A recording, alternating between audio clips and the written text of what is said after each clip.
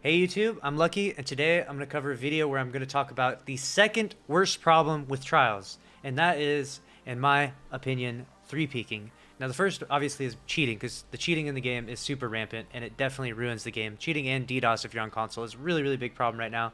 I'm definitely not trying to take away any attention from those issues. Those are definitely priority one. Bungie needs to focus on those first before the 3-peaking, but if for some magical reason they actually fixed DDoS and cheating and they got it knocked out, it would be really, really important to address this issue as well, because 3-peaking is a big problem inside trials, and I'm going to explain why and show you why it's such a problem. So the first thing is, what is 3-peaking? 3-peaking is pulling your sword out and using the information around you that you wouldn't ordinarily have if you were in first person. Like right now, I'm looking at a box. I can't see anything that's on the other side of the box at all. I'm in first person if I'm sniping, if I have a hand cannon, no matter what primary I have out. But when I pull out my sword, I can now see all this information, and I'm not in any danger at all because I can't be seen from left or right by the enemies that are usually down this hallway. And so I'm using this scenario as an example, Dead Cliffs as an example, because this is the current Trials map as I'm making this video. But this definitely works on any and all maps, and it also works with emotes. So I can use an emote here, and it gives me the same information. It's just sword peeking is the more common one, but some people use emotes, and so sword peeking and emoting is third person peeking, i.e. 3-peaking. That's where the name came from. Now this has been an issue since D1. Emoting has been an issue for a long time. Emoting and using the information from 3-peaking has been a huge issue, but it hasn't become as big of an issue until Trials recently came out again on PC. And the reason why is, I think, because there's a lot bigger FOV. If you can see right here, the left and right side, you can see this is what it looks like with 105 FOV, but with 85 FOV, which is what console has, it looks definitely a lot different. I'll go down to 85 here, and I don't get quite as much information. You see, I can't quite see what's inside that doorway right there.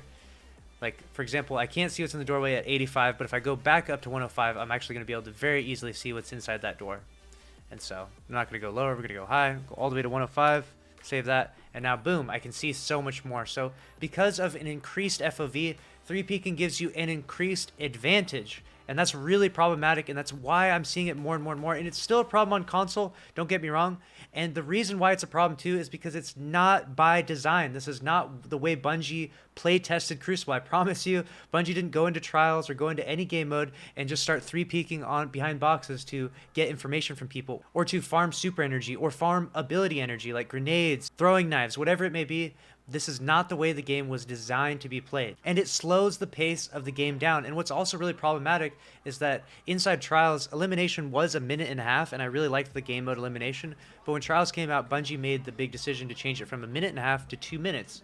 And so essentially that slowed the pace down there, that lengthened each round. So instead of it being a short minute and a half round over with quickly, it's now at 2 minutes, which you think the 30 seconds wouldn't matter that much, but it does, especially when you have constant overtime and constant 3-peaking going on. So really the biggest problem with 3-peaking is that it slows the pace of the game down. I have played 20-minute games. You've seen on this channel, I posted one that was jokingly the Guinness World Record for the longest game. A 20-minute game of Trials is ridiculous.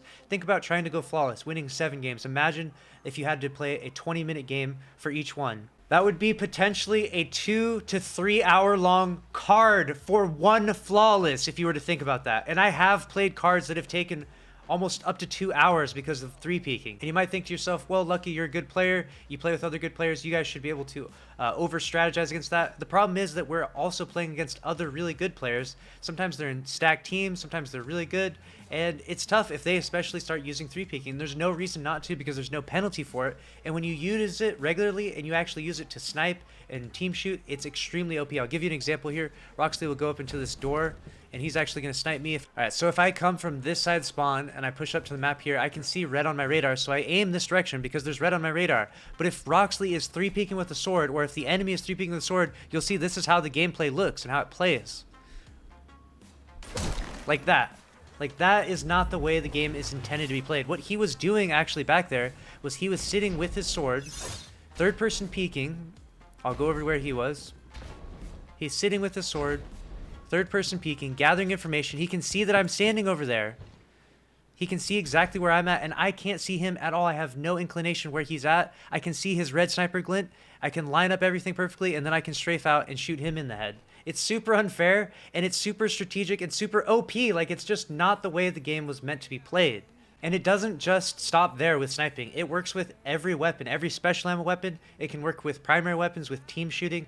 There is no limit to the strength of 3-peaking. It is a really, really strong strategy. It's too strong. It's too strong. And the more that people play Trials and see it often over and over and over again, the more they're doing it. I'm starting to run into people in game 1, round 1, 3-peaking, and it's sad and it's frustrating. And yeah, if I'm a lot better than the enemy team, I can definitely run them over still, and it's not a big issue. But the better teams and the better players are doing it more and more because it's just so strong. There's no reason not to. You get so much information for free. You have no risk and all reward. If you disagree with me at all, definitely do yourself a favor. Ask anyone who is your favorite streamer or any YouTuber that you watch what they think about 3-peaking Trials. I can promise you it's a big problem. It's not a big problem in other game modes though. Other game modes have a lot more objectives, and that's why it's not a big an issue in Control, Iron Banner, or really any other playlist, because there's so many more objectives to the game. But inside Elimination and inside Trials specifically, there is no objective until the overtime.